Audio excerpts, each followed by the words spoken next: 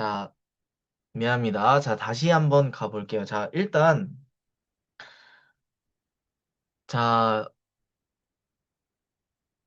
이 수업은 평소처럼 수학 모의고사 문제를 풀면서 진행하는 수업이 아니죠. 그게 아니라 이제 핵심 정리집을 바탕으로, 자, 학원에서 제작한 핵심 정리집을 바탕으로 수학을 한 학기 한 학기 기본 개념을 다시 한번 되짚어 보는 그런 특강인데요. 그렇게 해서 수학 5학년 1학기, 5학년 2학기, 6학년 1학기 범위를 각각 나누어서 기본 개념만 다룬다. 문제는 전혀 풀지 않고 기본 개념만 다시 한번 되짚어 본다.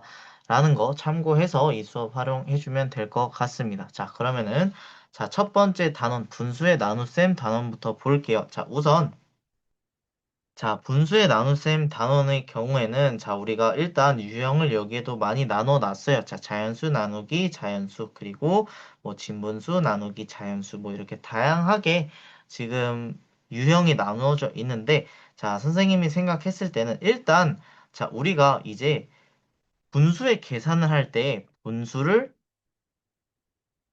자, 대분수를 가분수로 바꾸어 준다. 라는 거는 어렵지 않아요. 그쵸? 대분수를 보면 일단 가분수로 바꾸어 주고 싶어야 돼요. 가분수로 바꾸어서 계산을 해주고 싶어야 되는데, 자, 일단 이런 개념들을 바탕으로, 자, 이 나눗셈, 분수의 나눗셈은 선생님은 나눗셈을 일단 무조건 곱셈으로 바꾼다.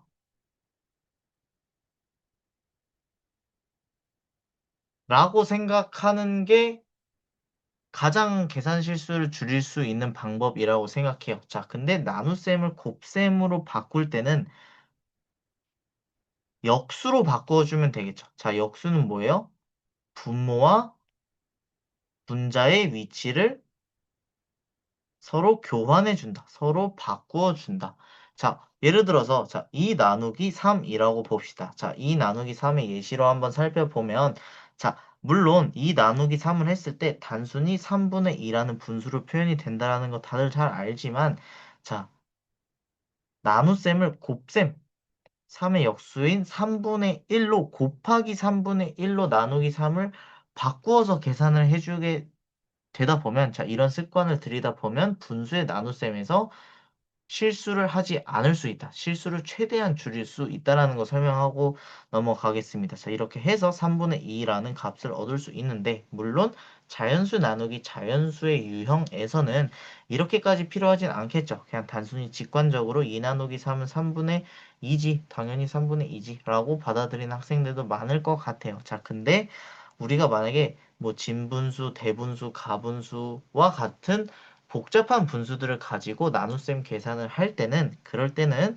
이 곱셈으로 무조건 바꿔준다라는 생각이 계산 실수를 줄이는데 큰 도움이 된다라는 거예요. 자, 예를 들어서 자, 이 밑에 대분수 나누기 자연수.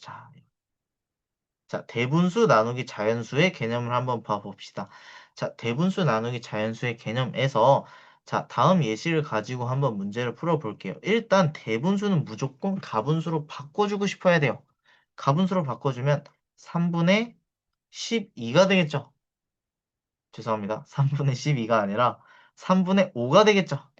3분의 5가 될 거예요. 자, 근데 이 나누기 10을 곱셈으로 바꿔줄 생각을 해야 된다. 어떻게 바꿔줘요? 곱하기 10분의 1로 바꿔줄 수 있겠죠? 10의 역수인 10분의 1로 바꿔줄 수 있을 거예요. 자, 그러면은 이제 분수의 나눗셈 문제가 아니라 분수의 곱셈 문제가 됐네요. 자, 그러면은 계산해주면 자, 30분의 5라고 계산해 줄 수도 있고 아니면 여기서 10과 5를 약분하고 넘어갈 수도 있겠죠. 자, 그렇게 해서 6분의 1이라는 값을 얻게 된다라는 거예요. 자, 근데 어쨌든 분수의 나눗셈은 자, 어떠한 유형이든 간에 상관없이 대분수가 나타나면 가분수로 일단 바꿔주고 그리고 나눗셈이 나타나면 얘를 무조건 역수의 곱셈으로 바꿔준 다음에 분수의 곱셈으로 문제를 풀어준다. 라는 생각을 하고 이 습관을 최대한 들이자라는 겁니다. 자, 괜히 나눗셈 분자끼리 나눗셈 해가지고 계산 실수하지 말고, 그러지 말고 나눗셈을 무조건 역수의 곱셈으로 바꿔준다.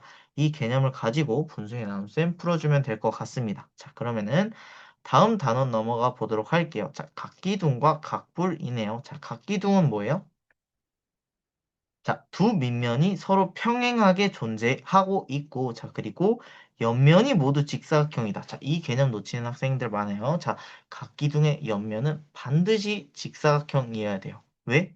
두 밑면이 서로 평행해야 되니까. 만약에 옆면이 직사각형이 아니라면 두 밑면이 평행할 수 없을 거예요. 그렇기 때문에 옆면은 반드시 직사각형이어야 한다.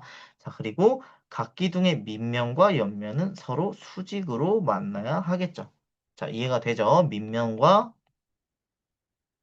옆면은 서로 수직으로 만나야 한다라는 겁니다.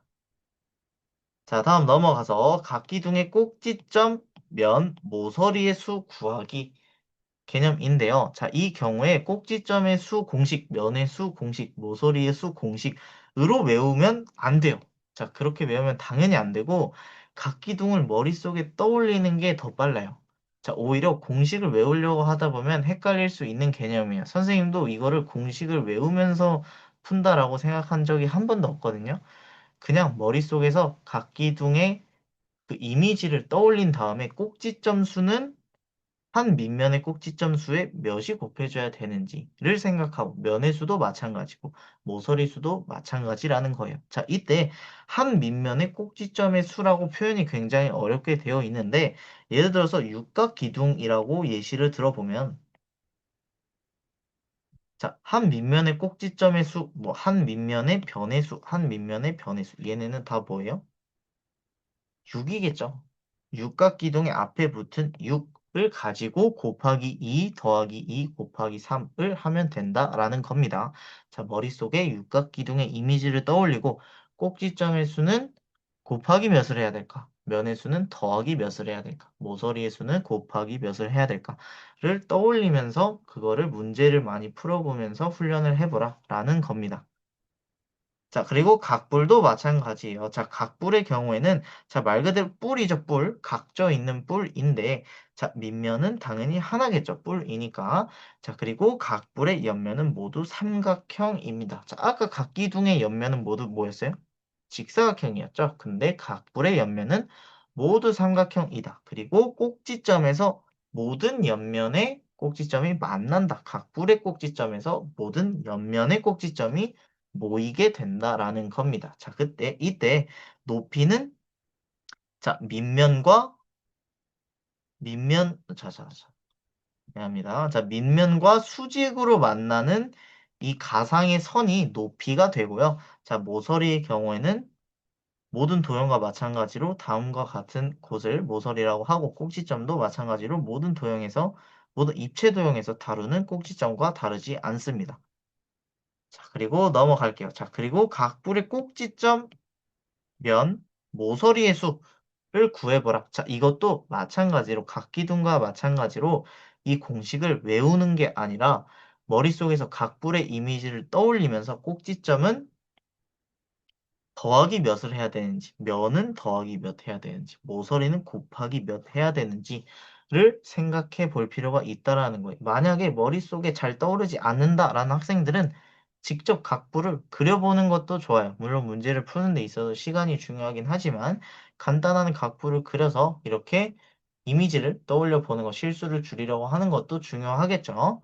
자, 이제 각기둥과 각불의 공통점을 볼게요. 자, 공통점은 일단 뭐가 있어요? 밑면의 모양에 따라 그 이름이 정해지죠. 한마디로 그 이름을 통해서 밑면의 모양을 알 수 있다라는 거예요. 자, 예를 들어서 육각기둥이다 라고 하면 밑면의 모양 뭐예요? 육각형이겠죠. 만약에 팔각기둥 그리고 팔각불. 자, 팔각기둥과 팔각불을 떠올리면 밑면의 모양 둘 다 뭐예요? 팔각형이 될 수밖에 없다. 밑면의 모양에 따라 이름이 정해지기 때문에 그 이름만 들어도 밑면의 모양이 어떤 모양인지 알 수 있다라는 겁니다. 그리고 옆면의 수와 밑면의 변의 수가 같다라고 되어 있어요. 자, 당연하겠죠. 위에 사진을 보면서, 위에 이미지를 보면서 한번 떠올려 보면, 자, 밑면의 변의 수. 자, 밑면의 변이 여기 이렇게 존재하죠. 근데 밑면의 변을 따라서 옆면이 세워지는 거니까 자, 밑면의 변과 옆면은 맞닿아 있으니까 이 부분은 곧 밑면의 변의 수는 곧 옆면의 개수가 되겠죠. 그래서 이것도 어렵지 않게 이해할 수 있을 것 같습니다. 자, 다음 넘어가서 소수의 나눗셈 볼게요. 자, 실수하기 좋은 단원이에요. 자, 한번 집중해서 봅시다. 자, 일단 분수로 바꾸어서 계산한다가 첫 번째 유형이 되겠네요. 자, 일단 소수가 나타나면 소수의 나눗셈을 해보아라 라는 문제가 나오면 이 소수를 분수로 바꿔주는 방법이 있다라는 거예요. 자, 잠시만요. 자, 이 경우에 자, 예시를 통해서 한번 살펴볼게요. 자, 3.24 나누기 4를 할 때 이 3.24라는 수를 100분의 324라는 분수로 바꿔준 다음에 이 다음에 나누기 4를 아까 선생님 분수의 나눗셈 어떻게 하라 그랬어요? 나눗셈을 반드시 곱셈으로 바꿔주고 싶어야 된다라 그랬죠. 그래서 4의 역수인 곱하기 4분의 1로 바꿔주고 그러면은 4와 324가 약분이 되겠죠. 81로 약분 되겠네요. 자, 그러면은 100분의 81만 남게 되고 100분의 81을 다시 소수로 바꿔줄 수도 있겠죠. 다시 바꿔주면 0.81이라는 답이 나오게 된다라는 겁니다. 자, 분수를 자, 소수가 나오면 소수의 나눗셈을 할 때 일단 첫 번째 유형 소수를 분수로 바꿔준다. 근데 분수의 꼴이 어떤 꼴이에요? 자, 3.24를 100분의 324로 바꿨다시피 자, 이때 분수로 바꿔줄 때 분모에 올 수 있는 수는 자, 일단 1로 시작하고 0이 몇 개가 존재하느냐는 우리가 3.24의 소수점의 위치로 판별할 수 있겠죠. 그래서 다음과 같은 유형의 분모에 올 수 있게끔 우리가 분수를 세팅해주면 된다라는 겁니다. 자, 이해가 가죠? 자, 그리고 세로 나눗셈 하기입니다. 자, 세로 나눗셈 하기. 물론 잘 하는 학생들도 있어요. 자, 이게 익숙한 학생들도 있는데 이것도 소수점을 가지고 문제가 나오다 보면 소수점이 굉장히 복잡한 문제가 다뤄지게 되면 자, 세로 나눗셈을 하다가 실수한 학생들이 많아요. 그래서 이 개념에 대해서 차근차근 이해를 하고 활용을 하는 것을 추천을 합니다. 자, 일단 한번 볼게요. 자, 자연수의 나눗셈과 같은 방법으로 계산해요. 세로 나눗셈의 방법은 동일합니다. 자, 근데 몫의 소수점을 난일수의 소수점에 맞춰준다라는 거예요. 자, 밑에 예시를 보면 자, 3.31이라는 수를 7이라는 수로 나눠주고 있네요. 자, 이때 몫을 우리가 자연수의 계산과 똑같이 계산을 하는데 자, 소수점의 위치를 난일수의 소수점의 위치를 몫의 소수점과 동일하게 맞춰줄 필요가 있다라는 거예요. 자, 그렇게 해서 소수점의 위치 헷갈리지 않아야 하고요. 자, 그리고 마지막. 난일수의 끝자리에 0이 있는 것으로 생각하여 나누어 떨어질 때까지 계산한다. 자, 이 말은 뭐냐면 이 3.31이라고 해서 이 3.31을 331처럼 계산하는 게 아니라 이 3.31을 3.31000이라는 숫자로 우리가 이해를 하고 그렇게 세로 나눗셈을 진행해서 이 몫이 떨어질 때까지 쭉쭉쭉쭉 계산해 보라라는 거예요. 물론 세로 나눗셈을 하다 보면 끝이 없는 경우가 있기는 해요. 이 나눗셈을 하다 보면 이 끝이 나지 않고 계속해서 반복되는 그런 나눗셈이 있기는 한데 그런 경우에는 끝까지 구하지 않아도 풀 수 있는 문제일 거예요. 그래서 만약에 자기가 세로 나눗셈을 제대로 하기만 했다면 끝이 나거나 아니면 끝까지 구해도 되지 않는 문제이거나 둘 중에 하나라는 거 참고하면 됩니다. 자, 그리고 마지막 뭐 나눠 떨어지지 않을 때는 반올림하여 나타낼 수도 있다라는 거 뭐 이해하고 넘어가면 됩니다. 근데 문제에서는 나누어 떨어지지 않는 경우가 그렇게 많지는 않아요. 자, 이럴 경우에는 본인의 계산 실수가 있진 않았는지를 다시 한번 점검하고 반올림해서 나타내라 라는 것은 반올림을 해도 된다, 반올림을 해라 라는 문제에서의 표현이 없다면 주의하는 것이 좋다라는 것까지 설명하고 넘어갈게요. 자, 그리고 다음 비와 비율 단원 넘어가겠습니다. 자, 이 비율의 개념에 대해서 잘 이해를 해야 돼요. 한번 같이 살펴봅시다. 자, 일단 우리가 비를 나타낼 때 두 수를 나눗셈으로 비교할 때 기호 땡땡을 쓴다. 자, 선생님이 편하게 땡땡이라고 표현할게요. 기호 땡땡을 사용한다라고 되어 있어요. 자, 이때 두 수 A와 B를 비교할 때, 자, 근데 뭐를 비교해요? 크기를 비교하는 거겠죠? A와 B의 크기를 비교할 때, 그 비율을 비교를 할 때, A 땡땡 B라고 쓰고, A 대 B라고 읽는다. 자, 어렵지 않죠? 문제 많이 풀어본 친구들은 당연한 개념이라고 받아들여질 겁니다. 자, 그리고 A 대 B는 A가 B를 기준으로, 자, B가 기준이 되는 거예요. 자, A 대 B라고 했을 때 뒤에 오는 이 숫자가 기준량, 그리고 앞에 오는 A, 앞에 오는 숫자가 비교하는 양. 그래서 앞에는 비교량이 와야 되고 뒤에는 기준량이 와야 된다. 이 점 주의해야 됩니다. 자, 그래서 A 대 B라고 B를 표현했을 때는 A가 B를 기준량으로 했을 때 몇 배인지를 나타내는 B이다라는 거예요. 예를 들어서 A 대 B가 1대 2라고 해봅시다. 자, 그러면은 우리가 1이라는 숫자가 2를 기준으로, 기준량인 2를 기준으로 몇 배인지 나타내는 B라는 거예요. 자, 몇 배예요? 2분의 1배겠죠? 아까 나눗셈으로 비교할 때라는 표현을 활용했어요. 자, 그렇기 때문에 이때 A를 B를 기준으로 했을 때는 2분의 1배다 라고 우리가 이해할 수 있는 거죠. 만약에 숫자가 좀 어렵게 뭐 예를 들어서 13대 6이라고 했을 때도 A는 B의 6분의 13배구나 라고 이해하면 되는 겁니다. 자, 기준량은 분모로 가겠죠. 자, 그렇기 때문에 A가 뒤에 오는 B, 기준량을 기준으로 몇 배인지를 나타내는 B를 나타내는 게 B이다 라는 겁니다. 자, 이때 나눗셈을 기준으로 이해를 하면 돼요. 자, 그리고 2대 3을 읽는 방법 알아보기 한번 봅시다. 자, 이때 2대 3 그리고 2와 3의 비, 이 경우에는 많은 학생들이 어렵지 않게 2대 3이라고 비를 쓸 수 있습니다. 자, 근데 3번과 4번의 경우에는 아직까지도 헷갈리는 학생들이 있는 것 같아요. 그래서 선생님이 짚고 넘어가 볼게요. 자, 일단 2대 3이라고 하면은 자, 기준량이 3이죠. 3을 기준으로 2의 크기를 비교한 게 다음과 같아요. 자, 2대 3이라고 표현했을 때 뒤에 오는 숫자가 기준량이 되는 건데, 자, 우리가 무엇 무엇에 대한이라는 표현이 쓰인 부분이 기준량이라고 보면 됩니다. 자, 앞에 오는 숫자, 뒤에 오는 숫자 상관없어요. 무조건 무엇 무엇에 대한이라는 표현이 활용된 숫자, 이때 이 숫자를 기준량이라고 생각하면 돼요. 3에 대한 2의 비, 2의 3에 대한 비, 뭐 어떤 거는 2가 앞에서 설명이 되고 어떤 건 3이 앞에서 설명되고 상관없어요. 그냥 무조건 무엇 무엇에 대한이라는 표현이 쓰인 숫자가 뒤에 와야 된다. 기준량이 된다라는 겁니다. 자, 다음 넘어가서 비율에 대해서 볼게요. 자, 기준량에 대한 비교하는 양의 크기를 비율이라고 한다라고 되어 있어요. 자, 기준량에 대한, 자, 기준량이 분모에 온다라고 선생님 설명했죠.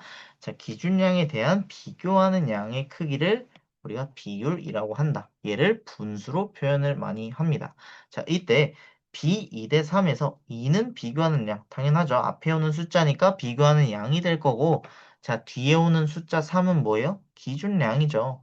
자, 뒤에 오는 숫자 3은 기준량인데 이때 비율의 경우에는 이 비율을 우리가 기준량 분의 비교하는 양이라고 표현을 하고 있다라는 거예요.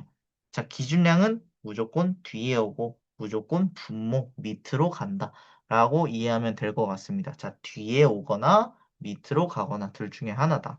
자, 근데 이 비율을 자, 많은 학생들이 직접 문제, 수학 문제를 푸는 걸 선생님이 옆에서 보다 보면 자, 이 비율에 대한 식 비율은 기준량 분의 비교하는 양이다라고 마치 공식처럼 외우고 있어요. 자, 근데 이 비율에 대해서는 그렇게 무조건 외우다 보냐, 무작정 외우다 보면 응용 문제를 풀 때 이해가 잘 안 돼요. 문제가 잘 이해가 안 되는 경우가 있어요. 자, 그래서 비율을 다루는 문제에서 만약 자기가 응용된 문제에 굉장히 약하다 하는 학생들은 자, 이 비율의 개념에 대해서 잘 이해를 할 필요가 있어요. 자, 이 비율은 정말 그냥 말 그대로 이 기준량에 비해서 자, 이 기준량에 비해서 비교하는 양의 크기가 어떻냐?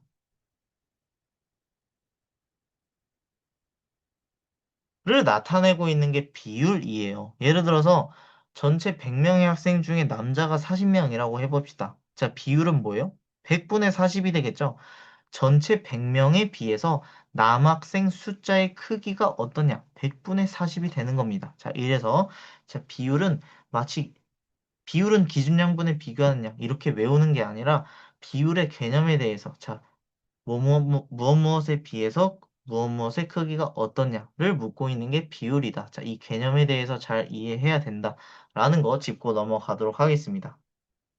자, 그래서 2대 3을 비율로 나타내면 3분의 2가 되겠죠. 왜냐하면 뒤에 오는 기준량이 분모로 가야 되니까. 자, 그리고 그 다음 봅시다. 비율은 비를 분수 또는 소수로 나타낸 것이므로 3대 5를 비율로 나타내면 5분의 3 또는 0.6이다 라고 말하고 있어요. 자, 물론 대부분의 비율은 분수로 표현을 하는 게 좋긴 해요. 실제로도 그렇게 많이 표현은 하는데 이 분수로 표현을 할 수 있다라는 것은 소수로도 표현할 수 있다라는 거잖아요. 5분의 3을 우리가 10분의 6이라고 다시 써줄 수 있고 10분의 6은 0.6이겠죠. 그래서 이 비율을 소수로 표현하기도 한다. 그리고 소수로 나타낸 비율이 문제에 많이 출제되기도 해요. 자, 이해됐죠? 자, 그 백분율. 자, 백분율은 진짜 선생님이 많은 학생들이 아직까지 너무 어려워하는 것 같아요. 물론 이제는 많은 문제를 풀다 보니까 학생들이 잘 푸는 학생들도 점점 많아지는 것 같긴 하지만 백분율을 처음 배우는 학생들 그리고 아직 많은 문제를 풀어보지 못한 학생들은 이 백분율에 대해서 굉장히 까다로워 하더라고요. 그래서 선생님이 이거에 대해서 확실하게 그냥 정말 단순한 내용이거든요. 그렇기 때문에 이거에 대해서 확실하게 짚고 넘어가 보도록 할게요. 자, 이 백분율은 말 그대로 뭐냐면 그냥 퍼센트예요, 퍼센트. 자, 우리가 퍼센트라는 단위에 대해서 많이 들어봤잖아요. 일상생활에서도 많이 쓰는 단위죠. 자, 근데 이 백분율로 나타내라 라는 것은 그냥 단순히 이 비율에 100을 곱한 게 다예요. 일단 비율을 잘 나타낼 수 있어야겠죠. 자, 뭐 비율을 뭐 분수로 나타내던 소수로 나타내던 자, 일단 분수든 소수든 비율을 정확하게 잘 세팅을 해 놓은 다음에 이 비율에 대해서 그냥 무작정 곱하기 100을 해주면 됩니다.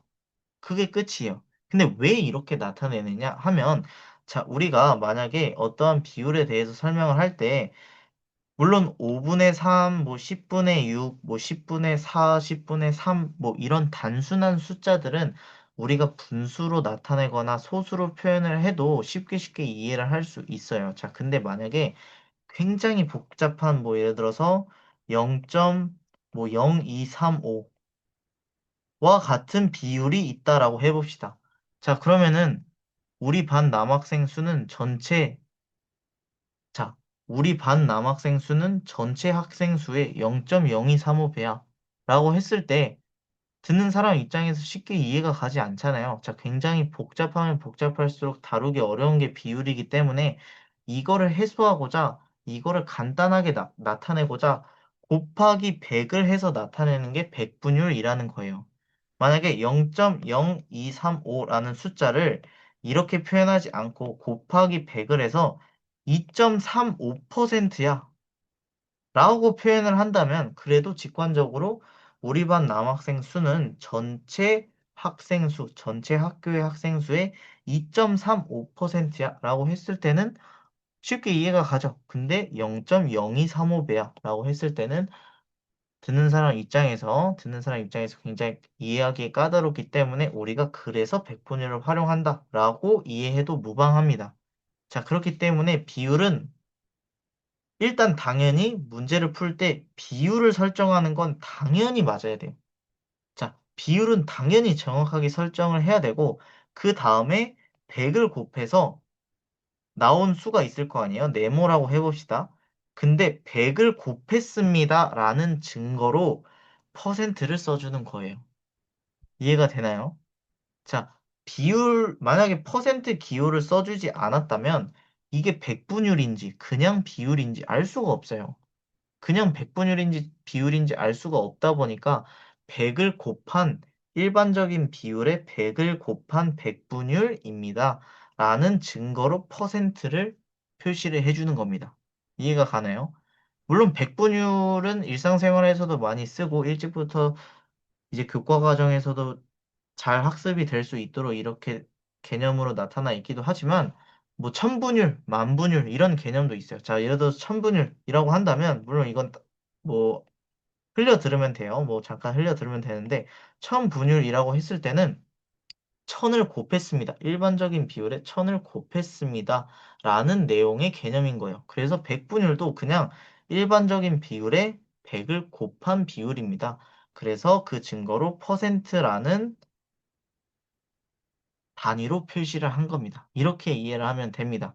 그렇게 해서 백분율은 기호 퍼센트를 사용해서 나타내고 그리고 예시를 한번 볼게요. 비율 5분의 3을 백분율로 나타내면 5분의 3에 이 비율에 무작정 100을 곱해서 60이라는 숫자가 나왔는데 이때 퍼센트라는 기호를 써주면서 100을 곱한 백분율입니다. 그냥 비율이 아니라 100을 곱한 백분율입니다. 라는 그 증거를 남기는 거예요. 이해가 되죠? 그게 백분율입니다. 자, 넘어가서 비를 분수 또는 소수로 바꾸어 표현한 것을 비율이라고 하고 비율에 100을 곱한 것을 백분율이라고 한다. 지금까지 선생님이 설명했던 내용이 되겠죠. 자, 이제 넘어가서 여러 가지 그래프 봅시다. 자, 여러 가지 그래프가 있는데 그 중에 하나, 첫 번째 그림 그래프부터 볼게요. 자, 그림 그래프는 일단 자, 밑에 보이는 예시와 같은 그래프를 우리가 그림 그래프라고 하죠. 그렇죠? 그래서 그림의 크기로 많고 적음을 한눈에 쉽게 구분할 수 있게끔 만든 게 그림 그래프예요. 그래서 특히 인구, 자, 인구, 사람 수를 표현을 할 때 그림 그래프를 많이 활용합니다. 그리고 생산량을 표현을 할 때도 그림 그래프 많이 활용을 하고요. 그럴 때 이런 인구나 생산량을 나타낼 때 주로 쓰이는 그래프다라는 것까지 알아두면 좋을 것 같아요. 그래서 밑에 보면 자, 그림의 크기가 가장 큰 거는 1000만 명을 의미를 하고 중간 크기는 100만 명, 자, 가장 작은 크기는 10만 명을 의미를 한다. 그렇게 해서 자, 서울, 경기와 같은 경우에는 큰 그림이 두 개나 있네요. 근데 나머지 지역에는 큰 그림이 하나도 없죠. 그래서 이 경우에는 아, 서울 경기에 사람이 굉장히 많이 사는구나. 다른 지역에 비해서 많은 사람이 모여 사는구나. 라고 우리가 직관적으로 이해를 할 수 있다라는 거예요. 그래서 이런 것을 의도하기 위해서 그림 그래프를 활용한다라는 겁니다. 자, 다음 넘어가서 띠 그래프 볼게요. 자, 띠 그래프는 이따 배울 원 그래프와 함께 비율을 나타내주기 굉장히 좋은 지표예요. 자, 그래서 만약에 D그래프 문제가 나오거나 원그래프 문제가 나온다면, 아, 비율을 활용해서 푸는 문제구나, 라고 이해하면 됩니다. 자, 그래서 이때 D그래프든 원그래프든 거의 비슷한 개념인데, 자, 한번 볼게요. 자, 일단 각 항목의 백분율, 자, 일단 백분율을 기준으로 많이 표현을 하는 게 D그래프인데, 이때 백분율의 합계가 몇이 돼야 돼요? 100%가 돼야겠죠. 왜냐하면 D그래프가 다음과 같이 놓여 있을 때 자, 전체가 100%일 때 이 전체 100%를 기준으로 봄은 얼마를 차지하고 여름은 얼마 차지, 가을은 얼마 차지 이렇게 비율을 나타내고 있는 게 D그래프니까 전체는 당연히 100%가 되어야겠죠. 자, 그리고 각 항목이 차지하는 백분율의 크기만큼 선을 그어 띠를 나눈다. 자, 중요합니다. 각 항목이 차지하는 백분율의 크기만큼 선을 그어서 띠를 나눈다라는 거예요. 자, 그래서 밑에 띠 그래프를 경우로 이제 예시로 한번 살펴본다면, 자, 봄이 40%예요. 봄에 태어난 계절별 학생 수는 40%, 그리고 여름은 20%네요. 자, 그러면은 봄이 여름의 몇 배예요? 두 배죠. 두 배예요. 자, 그러면은 이 띠 그래프의 길이도 봄이 여름의 두 배일 수밖에 없다라는 거예요. 왜냐하면 선을 백분율을 기준으로 그었기 때문에. 자, 그렇기 때문에, 자, 여름은 20%, 봄은 40%라 했을 때, 봄은 여름보다 그 비율이 두 배나 크기 때문에, 이 띠그래프 상에서도 그 길이가, 그 띠의 길이가 두 배이다. 여름을 네모라고 뒀을 때, 봄은 네모 곱하기 2의 길이를 갖게 된다. 라는 거 활용해서 문제가 나올 수도 있으니 짚고 넘어가 보도록 할게요. 자, 그리고 나눈 부분의 각 항목의 내용과 백분율을 쓸 필요가 있겠죠. 그래야 의미가 있는 그래프가 되겠죠. 그리고 가장 위에 제목을 써 주어야 한다라는 것까지 가볍게 살펴볼게요.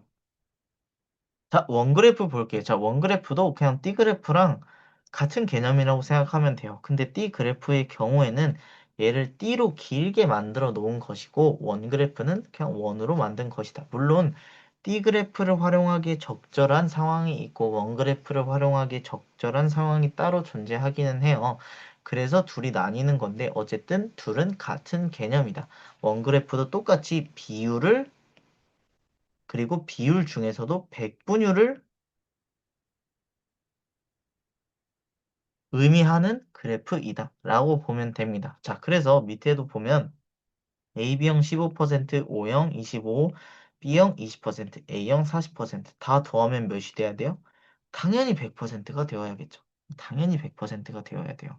자, 물론 아까 D그래프는 길이를 기준으로 이야기를 했어요. 자, 근데 원그래프도 넓이를 기준으로 이야기하면은 물론 같은 개념을 적용시킬 수는 있는데 어쨌든 초등학교 과정에서 원그래프의 넓이를 가지고 문제가 잘 출제되지는 않기 때문에 그 부분은 넘어가도록 할게요. 자, 그래서 백분율 구한 후 합계가 당연히 100%가 되어야 되는지 100%가 되는지 확인을 해야 된다라는 거고. 자, 근데 문제가 어떻게 나올 수 있냐면 예를 들어서 자, 이 경우에 B형과 A형의 백분율을 주지 않는 거예요. A형과 B형의 비율, 백분율을 주지 않은 상태에서 A형과 B형의 비율을 각각 구해보아라 라는 문제가 출제될 수 있어요. 자, 이런 문제는 어떻게 단계별로 풀어낼 수 있냐고 하면, 자, 일단 전체가 100%라는 걸 활용해서 A형 더하기 B형의 비율을 우리가 구해줄 수 있겠죠. 어떻게 구해요? 전체 100에서 AB형 15% 그리고 O형 25%를 둘 다 각각 빼주면 되겠죠. 그러면은 둘이 합쳐서 60%의 비율을 차지하고 있구나를 일단 알 수 있는데 자 근데 여기에서 A형이 얼마인지 B형이 얼마인지 각각 어떻게 알아? 라고 한다면 문제에서 A형과 B형 각각 구하라 했으면 그거에 대한 힌트를 줬을 거예요. 예를 들어서 이 경우에 이 예시의 경우에는 최소한 A형이 B형의 두 배이다. 라는 힌트를 주었을 거예요. 자, 그러면은 A형이 B형의 두 배이다. 라는 조건을 활용해서 A형의 비율이 B형의 비율에 비해서 두 배이다. 라는 조건을 활용해서 우리가 이 60%를 서로 나눠 먹을 수 있겠죠? 어떻게 나눠 먹어요? 자, 일단 선생님이 B형을 네모라고 둘게요. 네모. 그럼 A형 뭐라고 둘 수 있어요? 네모 곱하기 2라고 둘 수 있죠. 두 배라고 했으니까 비율도 당연히 두 배겠죠. 자, 그렇기 때문에 네모와 네모 곱하기 2로 둘 수 있어요. 자, 그러면은 둘이 합쳐서 60%라고 아까 구했잖아요. 자, 그러면은 네모 더하기 네모 곱하기 2를 해도 60%가 나와야 하지 않겠어요? 그쵸? 자, 근데 네모 더하기 네모 곱하기 2는 뭐예요? 네모 곱하기 3이죠. 네모가 3개 있는 거나 다름없죠. 자, 그러면은 네모 곱하기 3이 60%구나 라고 이해를 한다면 우리가 네모는 20%구나 라고 구해줄 수 있겠죠. 그쵸? 자, 그렇게 해서 B형은 20%, A형은 40%를 말하고 있는 거구나. 라고 각각 구해줄 수 있다는 겁니다. 자, 그래서 이런 문제는 이렇게 단계별로 풀어주면서 힌트를 잘 활용해서 풀면 됩니다. 자, 이해가 가죠? 그래서 어쨌든 D그래프나 원그래프를 가지고 문제가 나온다면 이 비율에 대해서 묻고 있는 문제구나라는 것을 파악할 수 있어야 된다라는 겁니다. 자, 다음 넘어가서 부피와 건널비 볼게요. 자, 일단 부피는 초등학교 과정에서는 직육면체의 부피를 구하는 게 거의 전부예요. 자, 직육면체 이외의 도형의 부피가 무엇이냐는 묻지 않거든요. 왜냐면 그건 좀 어려운 내용이라 무조건 직육면체의 부피만 거의 다 물어보게 되는데, 자, 이때 부피는 물건이 차지하는 공간의 크기죠. 자, 물건이 차지하는 공간의 크기인데, 자, 어떤 느낌으로 받아들이면 되냐면, 넓이는 평면상의 2차원의 느낌. 자, 물론 조금 표현이 어렵죠. 자, 그냥 평면상의 종이 위에 있는 넓이를 우리가 넓이라고 하잖아요. 그 공간이 차지하고 있는 크기를 우리가 넓이라고 해요. 평면상에 차지하고 있는 공간의 크기를 우리가 넓이라고 하죠. 자, 근데 부피는 얘를 입체적으로 보는 거예요. 얘를 입체 도형에서 차지하는 공간의 크기를 부피라고 하는 거일 뿐인 거예요. 자, 그렇기 때문에 부피와 넓이는 비슷한 개념이에요. 근데 넓이는 평면상에서만 해당하는 개념이고 부피는 입체상에서 해당하는 개념이다. 라고 이해를 하면 됩니다. 자, 그렇게 해서 부피의 개념에 대해서 설명을 했고요. 자, 직육면체의 부피 어떻게 구해요? 가로 곱하기 세로 곱하기 높이. 자, 그냥 아무 면의 넓이를 구해준 다음에, 자, 선생님은 이 밑면을 기준으로 할게요. 아무 면의 밑면을 구해준 다음에 그 밑면을 기준으로 높이를 곱해주면 되는 거예요. 자, 아무 면을 설정한 다음에 그 면을 기준으로 넓이를 구해준 다음에 그 밑면을 기준으로 한 높이를 곱해주면 부피가 된다. 그래서 주로 직육면체에 대해서만 문제가 나온다, 부피 문제가 나온다라고 했잖아요. 그러면 이렇게 세 모서리 길이가 주어질 거예요. 이미 주어질 거예요. 만약에 셋 중에 하나를 안 주어, 셋 중에 하나가 주어져 있지 않다라고 한다면 그 하나를 구해야 되는 문제가 되는 거겠죠. 부피를 구하기 위해서는 세 모서리의 크기가 주어져 있을 것이고 그게 준비가 돼야 부피를 구할 수 있으니까. 자, 그래서 이 경우에는 3과 5, 2 다 곱해주면 되겠죠. 그렇게 해서 33제곱센티미터다 라고 우리가 표현을 하게 됩니다. 자, 넓이의 단위는 센티미터 기준으로 제곱센티미터라고 표현을 하죠. 근데 부피의 단위는 세제곱센티미터다. 자, 센티미터를 세 번 곱했어요. 그쵸? 그래서 센티미터를 세 번 곱했습니다. 라는 기호로 우리가 세제곱센티미터라는 단위를 활용을 하고 있는 겁니다. 자, 이해가 가죠? 자, 정육면체 부피의 경우에는 어떻게 구해요? 한 모서리를 세 번 곱해주면 되겠죠. 왜냐하면 가로, 세로, 높이의 길이가 모두 같은 게 정육면체이니까. 자, 이해가 가죠? 어렵지 않은 개념이고. 자, 이제 부피의 단위는 세제곱센티미터, 세제곱미터가 존재한다. 자, 이 경우는 자, 곱하는 길이가 모서리의 길이가 센티미터 기준이냐, 미터 기준이냐에 따라서 세제곱센티미터냐, 세제곱미터냐로 나뉘게 되는데 만약에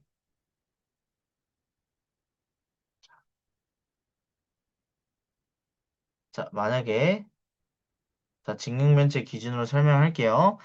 자, 이 3cm가 0.03m라고 표현이 되어 있다라고 한다면 우리가 세제곱센티미터로 단위를 표시하기 위해선 어떻게 해야 돼요? 자, 세제곱센티미터 아까 선생님이 뭐라고 설명했어요? 센티미터를 세 번 곱했습니다. 라는 표현이라고 했죠. 세제곱센티미터는. 근데 센티미터 두 개, 그리고 미터 한 개를 곱한 단위는 없어요. 그런 단위는 없기 때문에 이 미터라는 단위를 반드시 센티미터라는 단위로 바꾸어 준 다음에 센티미터로 모든 모서리의 단위를 통일한 다음에 우리가 부피를 구해 주어야 한다라는 거예요. 이해가 가나요? 자, 근데 만약에 세제곱미터의 단위로 구해 보아라 라고 한다면 3cm, 5cm, 2cm를 전부 다 미터로 바꿔준 다음에 계산을 해야 되는 거겠죠. 왜냐하면 세제곱미터는 미터인 단위가 미터인 것을 세 번 곱했다. 미터를 세 번 곱했다라는 표현이니까. 그쵸? 자, 그렇게 이해하면 될 것 같고. 자, 그리고 1 세제곱미터는 몇이에요? 100만 세제곱센티미터다.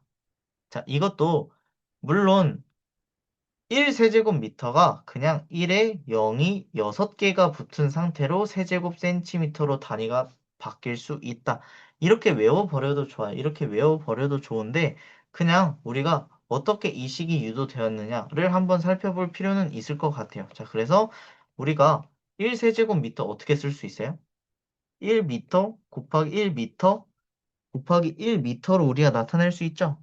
그쵸? 근데 1미터는 몇 센티미터예요? 100cm예요. 그쵸?